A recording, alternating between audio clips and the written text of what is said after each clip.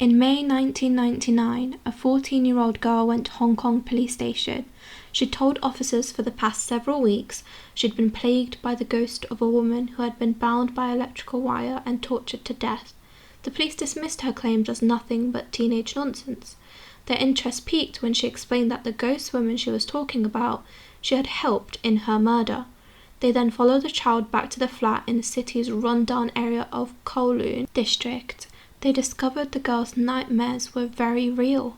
Inside the flat they found an oversized Hello Kitty doll with a decapitated skull of a woman inside it. Fan Man-yi's life was quite horrible when she was a younger child. She was abandoned by her family and was raised in a girl's home.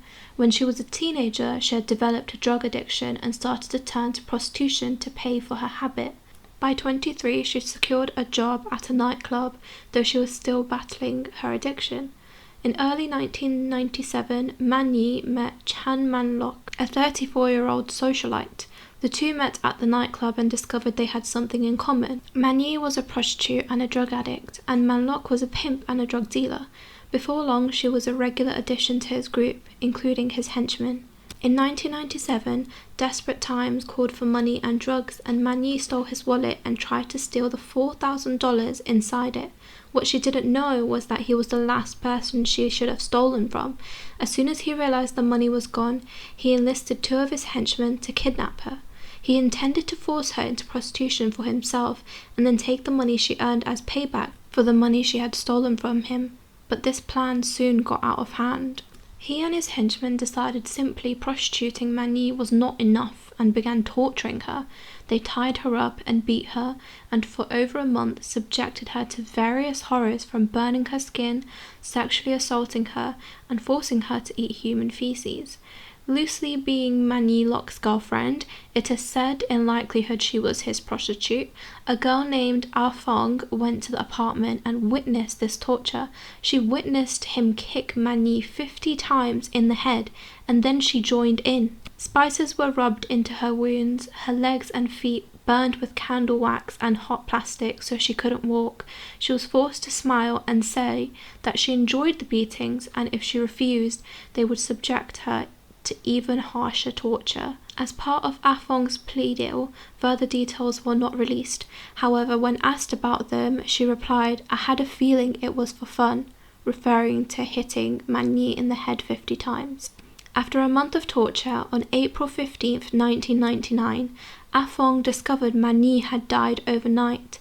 Man-lok and his henchmen argued that she died from an overdose of methamphetamine that she administered herself, but it was mostly, as experts speculate, her injuries eventually killed her.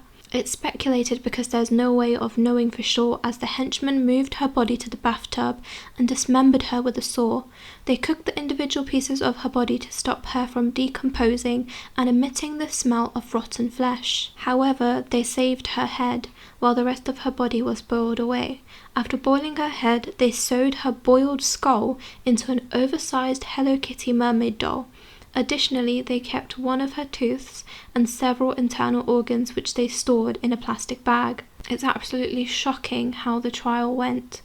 Ah-fong most likely received protection due to her age. She testified against Man-lok and his henchmen, and she detailed the torture that the three men had put Man-yi through. The story was so disturbing many felt that it could not be possible, yet the evidence police discovered was damning and disturbing. However, due to the state of her remaining body parts, the police and medical examiners were unable to determine a cause of death.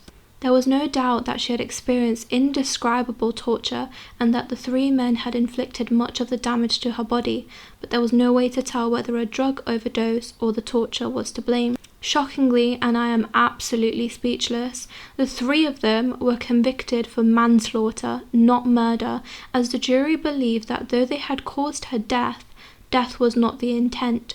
They were sentenced to life in prison with the possibility of parole in 20 years. And that's it for today's case.